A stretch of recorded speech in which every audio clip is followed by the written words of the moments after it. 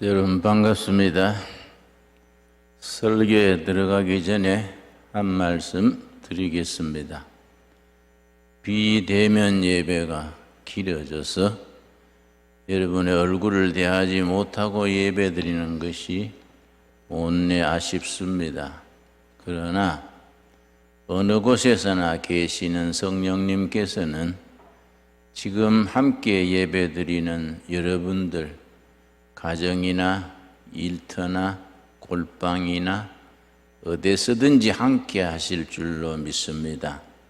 성령 안에서의 예배, 성령님의 교통하심이 이어지게 될 줄로 믿습니다. 또 한 가지 2주 전에 우리 방송 설비가 너무 노후되고 습기에 아주 변하고 해서 이걸 전부 시설을 고치는데 3억이 드는데 여러분 개미군단으로 그저 얼마씩이라도 참여해달라 말씀드렸습니다.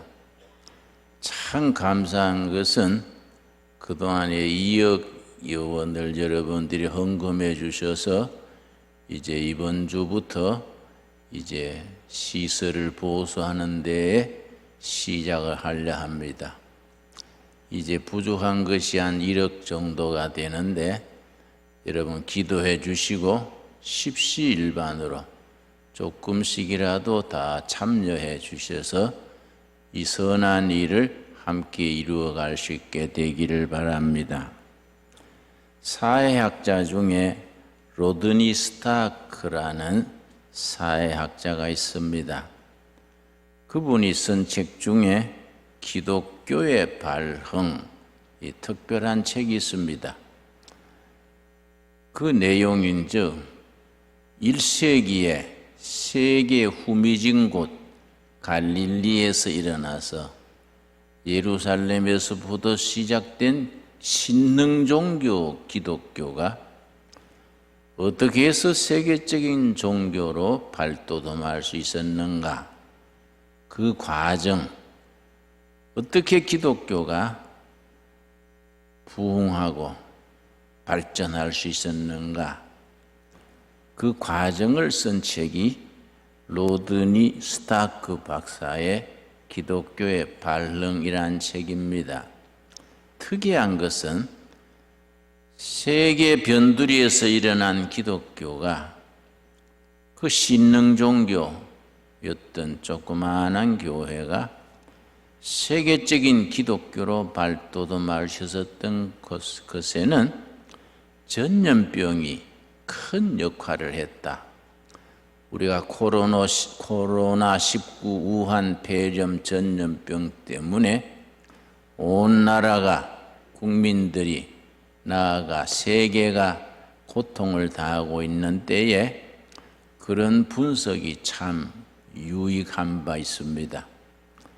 1세기 때는 아주 전염병이 흥했습니다. 우리나라도 역사극을 보면은 대장금이라든지 허준이라든지 이런 드라마를 보면은 전염병이 창궐한 이야기가 많이 나옵니다. 그 시절에는 의학이 발달하지 못하고 보건에 대한 의식이 발달하지 못했기 때문에 세계 곳곳에 전염병이 유행했습니다. 그런데 그 당시에 통치자들이나 이방 종교들은 전염병을 두려워해서 전염병이 돌면은 그냥 도망치려 했습니다. 심지어 전염병에 걸리면 사람이 살아있는데도 갖다가 버리고 그렇게 하던 시절입니다. 그런데 모든 이방 종교들은 전염병을 무서워해서 도피하곤 했는데 딱 한 가지 종교는 전염병 환자들을 찾아다니면서 간호하고 돌보고 정부가 하지 못하는 일, 다른 종교가 하지 못하는 일, 가정의 부모, 형제도 하지 못하는 일을 돌밭에 종교가 있었습니다. 심지어 산 사람을 갖다가 버리면은 찾아가서 그 사람들을 씻기고 영양 보충을 하고 지성껏 돌봐서 살려놓는 종교가 있었습니다. 바로 예수 그리스도가 머리가 되시는 기독교입니다. 그래서 전염병이 퍼질 때마다 기독교도들이 정성을 다해서 돌봐서 죽어가는 사람을 살리고 또 건강을 챙기고 예방을 하고 전염병이 돌 때마다 기독교가 감동을 주어서 국민들에게 감동을 주어서 교세가 아주 확장되어 갔습니다. 기독교가 그렇게 한 데는 네 가지 이유가 있습니다. 첫째는 성경에서 전염병을 어떻게 설명하느냐 하면 거기에 하나님의 뜻이 있다. 전염병에도 하나님의 섭리가 있다. 사람들이 타락하고 문명이 부패하고 정치가 제구실 못할 때에 하나님께서 인간을 깨우치기 위한 채찍으로 전염병을 사용하시곤 하신다. 그래서 전염병이 돌아올 때마다 우리가 뭘 회개해야 될 것인가? 잘못된 생각, 잘못된 습관, 잘못된 생활 습관 모든 것을 고치고 회개하고 하나님 앞으로 돌아가는 기회를 삼아야 된다. 이게 성경이 가르치는 전염병에 대한 영적 교훈입니다. 두 번째는 레위기 12장에서 15장 사이에 청결 규례가 자세하게 나옵니다. 레위기에 여러 가지 규례가 있습니다. 예를 들어서 레위기 11장은 음식 규례입니다. 12장에서 15장까지는 청결 규례입니다. 그 당시에 위생관념이 희박할 때에 레위기서에서는 12장에서 15장 사이에 환자들은 어떻게 격리하고 7일간 격리했다가 안 되면 다시 7일, 14일을 격리하는 얘기가 나오고 피부병, 전염병은 어떻게 하고 환경은 어떻게 관리하고 밖에서 나갔다 들어올 때는 반드시 손발을 씻고 이런 것이 레위기서에 자세하게 나옵니다. 그런 규정들을 청결 규례라고 말합니다. 그걸 철저히 지켰기 때문에 크리스찬들은 비교적 전염병에 강했습니다. 그러고 중세에는 패스트가 돌 때에 기독교인들은 레위기서, 민수기서, 구약적인 전통에서부터 나오는 청결 규례를 철저히 지킨 마을에서는 패스트 병의 희생이 되지 않았습니다. 이런 것들이 기독교가 가지는 현실적인 자랑입니다. 여러분 레위기서 12장에서 15장 오늘 다시 한번 읽어보시기 바랍니다. 세 번째는 이웃사랑의 실천입니다. 정부나 타정교에서는 자기 가족들 중에도 전염병이 걸리면 겁을 내서 갖다 버렸습니다. 아직 숨쉬고 있는 사람을 버렸습니다. 그 사람들을 기독교인들이 찾아가서 사랑으로 회생시키고 또 죽으면 매장해주고 최선을 다했습니다.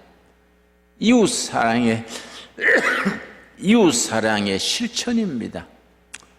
이것이 당시의 사람들에게 너무나 큰 감동을 줬습니다. 야, 이런 참 모두가 도망가는 전염병에 기독교도들은 저렇게 희생적으로 헌신적으로 죽어가는 사람을 살려놓고 죽은 사람을 매장을 해주고 또 가족들을 위로하고 그렇게 해주는구나. 그걸로 기독교가 아주 민초들 사이에 폭발적인 인기를 얻어서 교회가 성장돼 갔습니다. 그래서 민심이, 전염병이 지나고 나면 민심이 교회로 돌아서는 겁니다.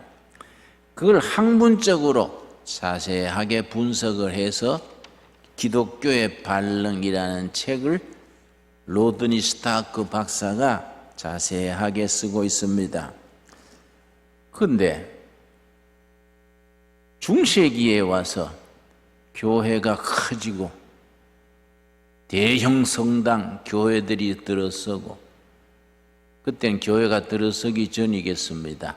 중세 시대는 캐톨릭 성당이 거창하게 들어섰습니다. 그때 유럽에 패스트가 돌았습니다. 얼마나 지독했느냐 하면은 유럽 인구의 3분의 1이 죽었습니다. 그 끔찍한 재앙 패스트가 돌았을 때에 캐톨릭 교회가 뭘 잘못했느냐 하면은 하나님의 백성을 보호한다 생각하고 성당에 전부 모았습니다. 성당에 전부 모아서 기도했습니다. 한 자리에 모아놓으니까 패스트가 그대로 퍼져서 전부 희생당했습니다. 여러분, 그래서 우리 이렇게 대면 예배, 우리가 코로나19의 비확산을 위해서 환자들, 병이 아닌 사람도 격리하고 예배도 비대면으로 드리고 식당도 저녁 9시면 문 닫게 하고, 이런 것들이 참 필요한 조치입니다. 많이 불편하고 어렵지만은 이런 과정을 거쳐서 관민이 힘을 합쳐서 이 전염병을 하루속히 벗어날 수 있어야 됩니다. 그래서 우리가 이런 비대면 예배도 우리가 국민들의 근심거리인 우리 전염병을 이겨가기 위해서 이걸 감수해야 됩니다. 우리 목사님들 중에, 교우님들 중에는 좀 과잉 반응을 해서 종교 박해다, 교회 핍박이다, 이런 말을 하는 걸 듣습니다. 그렇게 과잉 반응할 것이 아니라 교회가 앞장서서 이런 전염병을 물러가는 일에 우리가 솔선수범해야 합니다. 듣기로는 10월 3일에 우리가 나라를 위한 큰 집회를 세종로에서 한다 그래서 잘못하면 8.15 광복절 대집회에 그때 피해를 반복하기 쉬우니까 내 생각에는 절제하는 게 좋다.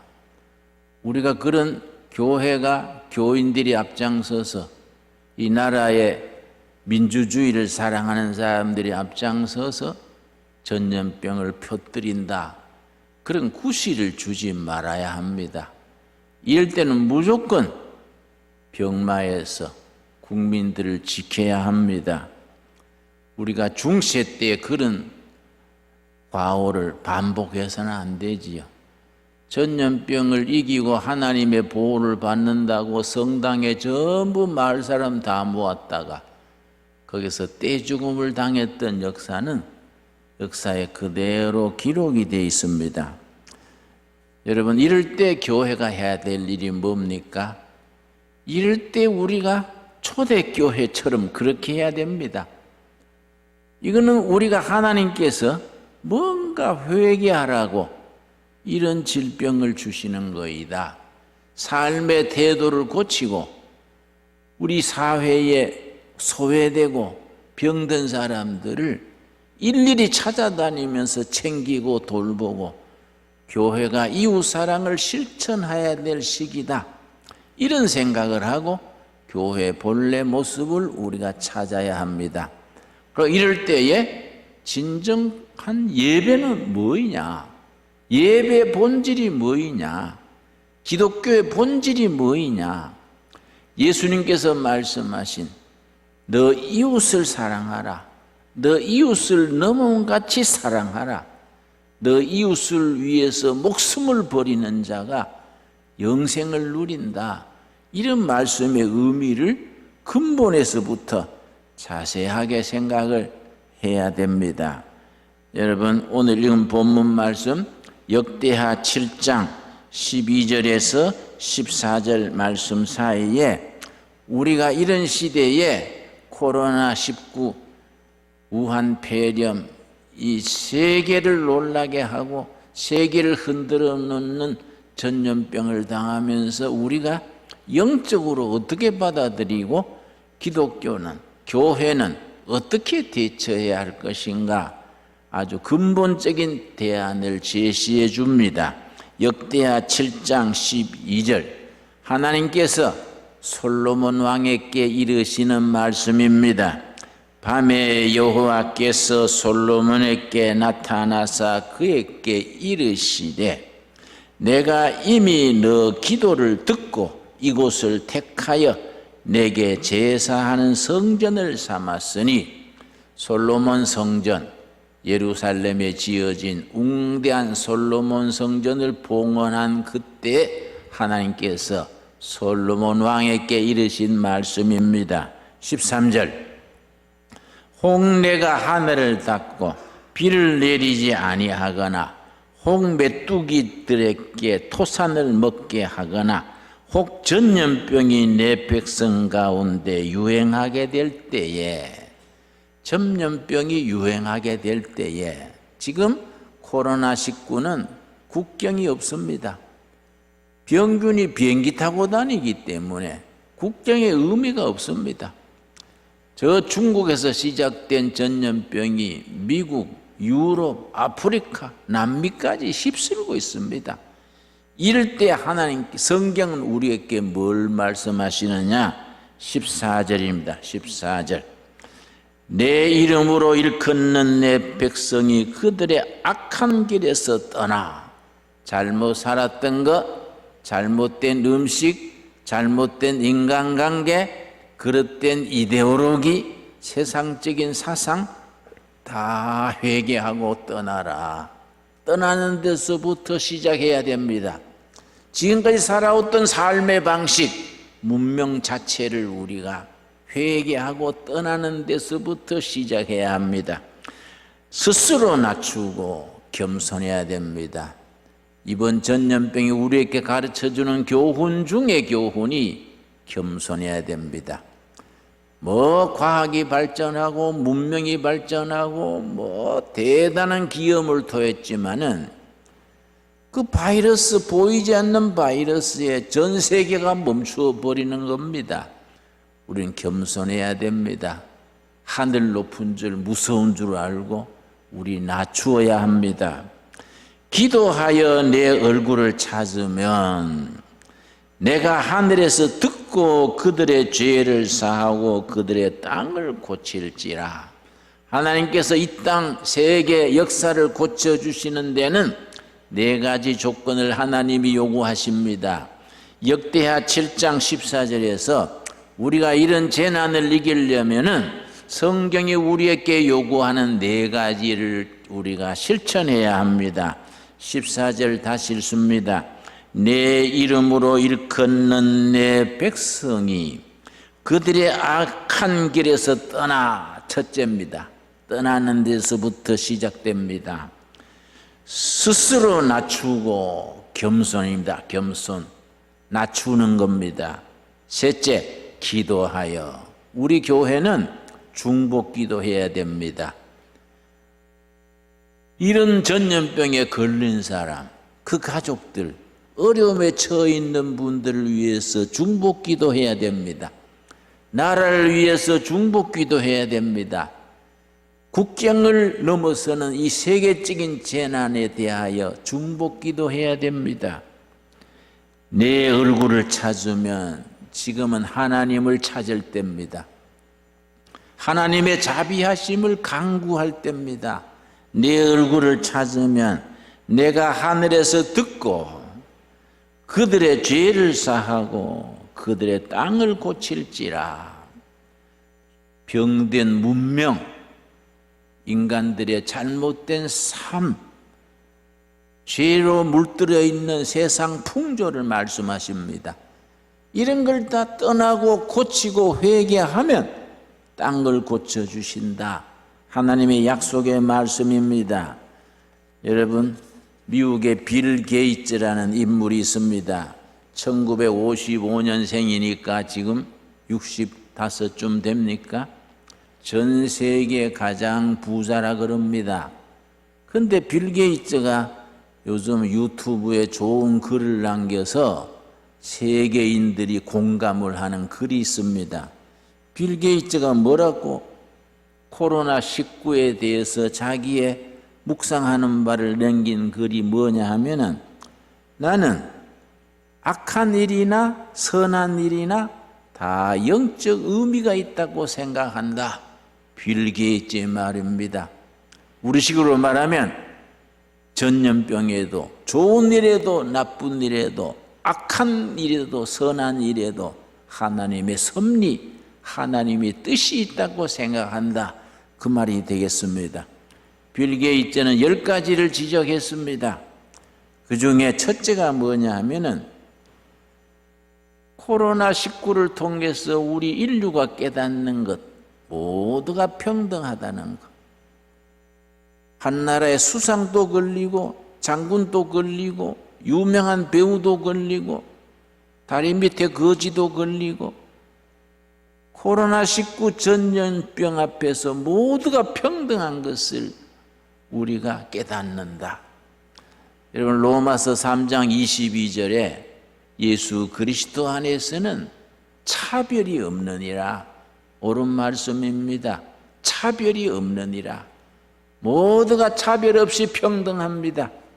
둘째는 뭘 말했느냐? 이런 전염병을 통해서 우리 모두가 연결되어 있는 것을 느낀다. 네트워크입니다. 지금 네트워크 세상입니다. 국경을 넘어서서 병균 자체가 비행기 타고 이 나라 저 나라를 다니니까 전부 연결되어 있습니다. 어느 나라도 어느 개인도 독립해서 살 수가 없습니다. 다 평등되어 있습니다. 서로 연결되어 있습니다. 세 번째 우리가 깨닫는 게 뭡니까? 기고만장해도 한 나라의 수상도 대통령도 병균 앞에서는 대책 없습니다. 건강이 가장 소중하다. 하나님이 주시는 그 축복을 누리는 건강이 얼마나 소중하냐, 그걸 새삼스럽게 깨닫게 해준다 합니다. 우리가 네 번째는 무엇을 먼저 해야 될 것인가? 우리가 뭘 먼저 깨닫고 무슨 일부터 해야 될 것인가? 삶의 우선순위, 프라이오리티를 깨닫게 해준다. 옳은 말입니다. 여러분, 신명기 8장 3절 말씀에 보면은 예수님이 40일 금식하시고 시험 받으실 때에 말씀으로 이긴 말씀이 있습니다. 신명기 8장 3절입니다. 예수님이 3가지 시험을 당하셨는데 다 신명기의 말씀으로 물리쳤기 때문에 신명기를 일컬어 시험을 이기게 하는 책, 그런 별명이 붙어 있습니다.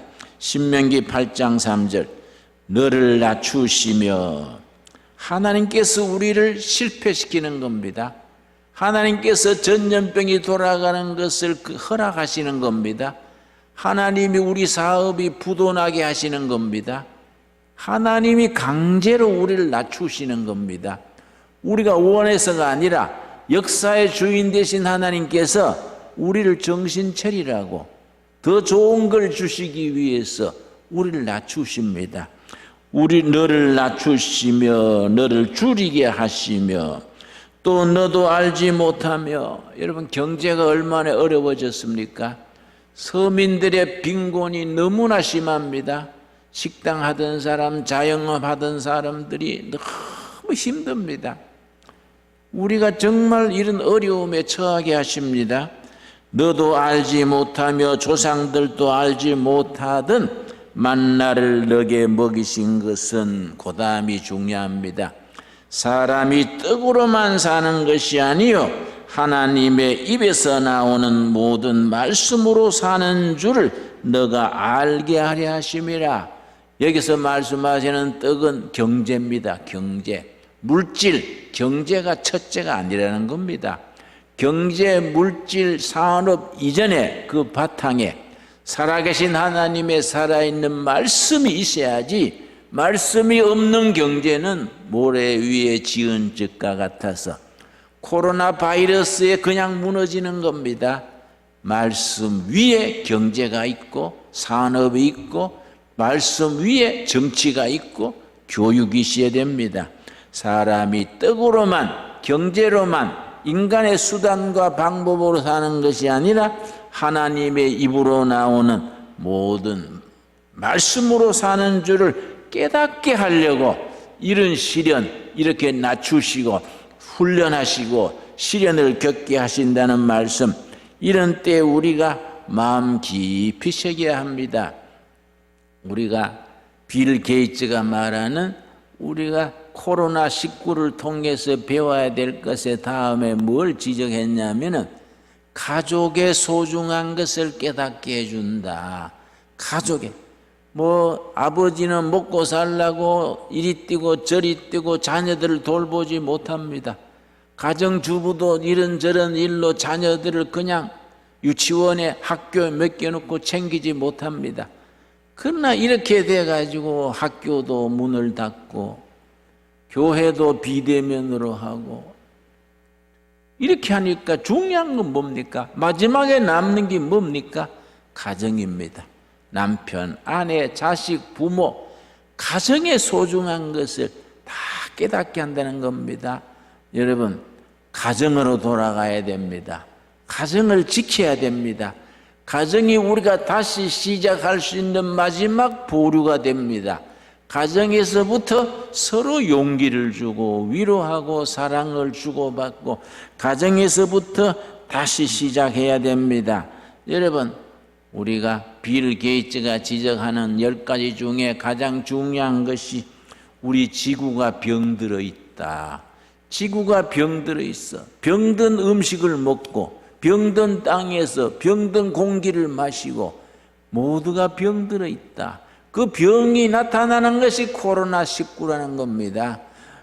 우한 폐렴이라는 것이 이 지구가 공기가 사람이 문명이 병들어 있는 것이 나타나는 하나의 상징적인 대표 선수라는 겁니다. 이 병든 지구를 고치는 것. 오늘 성경 말씀에 뭐라 그랬습니까? 우리 역대하 7장 14절에 너희가 정말로 회개하고 회개하면은 내가 땅을 고치겠다. 역대하 7장 13절 14절 다시 읽습니다. 14절 내 이름으로 일컫는 내 백성이 그들의 악한 길에서 떠나 회개하고 돌아서서 떠나 스스로 낮추고 겸손함으로 낮추고 기도하여 내 얼굴을 찾으면 기도로 부르짖으면 내가 하늘에서 듣고 그들의 죄를 사하고 그들의 땅을 고치겠다. 하나님의 약속입니다. 여러분, 지구가 병들어 있고 문명이 병들어 있고 정치가 교육이 사회가 병들어 있습니다. 먹는 음식이 병들어 있고 환경이 병들어 있습니다. 이럴 때 우리가 하나님이 말씀하시는 역대하 7장 14절의 말씀 인류 전체가 들어야 됩니다. 교회 안에서 교인들만 들어야 될 말이 아닙니다. 이 나라 저 나라 이 종교 저 종교 할 것 없이 모든 사람들이 함께 듣고 우리 삶을 다시 회개함으로 다시 시작해야 합니다. 그러면 내가 그들의 기도를 듣고 그들의 회개를 듣고 내가 땅을 고쳐주시겠다. 정말 귀한 말씀입니다. 여러분, 우리 선조 중에 선배 중에 해방되던 해에 전염병으로 죽은 선배가 있습니다. 연병이라죠. 장질부사 연병입니다. 연병할 그러지요. 그 장질부사입니다. 우리 참 민족을 사랑했던 진실한 크리스찬 김교신 선생이 양정중학교에 교사로 있다가 항상 학생들에게 민족 정신을 가르치니까 일본 정부가 그 직장을 퇴출시켰습니다. 해고당했습니다. 길이 없으니까 함흥질소 비료 공장에 사감으로 취직을 했습니다. 사감으로 있을 때에 그 한국 노동자들이 월급을 받으면 노름하고 술 먹고 집에는 갖다 주지 않아서 가정은 찌들고 너무 답답해서 김교신 선생이 노름판을 찾아다니면서 호소했습니다. 여러분, 우리 조국은 일본에 종살이 하는데 이러면 어떡합니까? 왜 술만 먹고 도박하고 가정을 안 돌봅니까? 화투판에 가서 화투장을 가슴에 끌어안고 눈물을 흘리면서 권고했습니다. 처음에는 재수없다고 발길로 차고 주먹으로 때리고 그랬습니다. 내일은 다른 장소, 김사감이 모르는 데 가서 하자. 그래 비밀 장소에 가서 또 화투 치다 보면은 김교신 선생이 귀신 그치 알고 그 자리에 나타나서 또 울면서 권면하는 겁니다. 그게 지성으로 하니까 노동자들이 변하기 시작했습니다. 그런데 장질부사가 기숙사에 돌았습니다. 직원들도 도망가 버리고 무슨 보건소도 도망가 버리고 그냥 기숙사에서 장질부사로 쓰러져 죽는 겁니다. 사감 김교신 선생은 환자 곁을 절대 떠나지 않았습니다. 한 사람 한 사람 죽어가는 사람 눈을 감겨주고 토하는 걸 다 닦아내고 한 사람 한 사람 장례 지내고 밤새워 간호했습니다. 김교신 선생을 아끼는 동지들이 선생, 일본의 형편이 곧 망하고 해방이 될 것 같은데 해방 조국에 당신 같은 인물이 있어야 될 텐데 피하십시오. 장질보서로 죽기에는 너무나 중요한 분입니다. 그러니까 김교신 선생이 말했습니다. 그의 일기에 남아 있습니다. 예수님께서 나를 버리지 아니하셨는데 내가 어떻게 환자를 버리겠는가? 죽은 환자도 하나님이 사랑하시는 영혼인데 내가 어떻게 버리겠는가? 그 자리 마지막까지 지켰습니다. 그러다가 자기가 장질부사에 감염이 돼서 해방을 넉 달 앞두고 숨을 거두었습니다. 1945년 4월 달에 해방은 8월 달에 해방이 됐지요. 6달 앞두고 4월 달에 숨을 거두었습니다. 넉 달 전이구만요. 4월 달에 숨을 거두었습니다. 그러나 참 나는 그 어른을 존경합니다. 한국교회는 그런 어른들을 우리 삶의 사표로 삼고 이 땅에 살았던 진실한 크리스찬의 하나의 표준으로 우리가 존경하고 받들어야 합니다. 여러분, 이런 코로나19 이런 전염병이 우리 교회의 새로운 출발의 기준이 되어야 됩니다. 참 예배를 회복하고 참 신앙을 회복하고 교회가 이런 시대에 해야 될 일이 뭐인가? 정치가들이나 경제인들이나 다른 지도자들과 달리 교회가 해야 될 삶의 모습은 어떤 것인가? 성경은 우리에게 어떻게 살아라고 가르치는가? 예배 본질은 무엇인가? 다시 깊이 생각해서 정말 초대교회처럼 민초들의 존경받고 민초들이 교회를 박수치고 교회로 들어오는 그런 역사, 그런 열매를 거둘 수 있어야 합니다. 기도하겠습니다. 하나님 감사합니다. 때를 따라 우리를 인도하시는 하나님의 손길을 믿습니다. 역대하 7장 14절 말씀 속에서 너희가 전염병을 당하여 악한 길에서 떠나 낮추고 기도하여 부르짖고 찾으면 내가 하늘에서 듣고 너희 죄를 사하고 땅을 고치겠다 하셨습니다.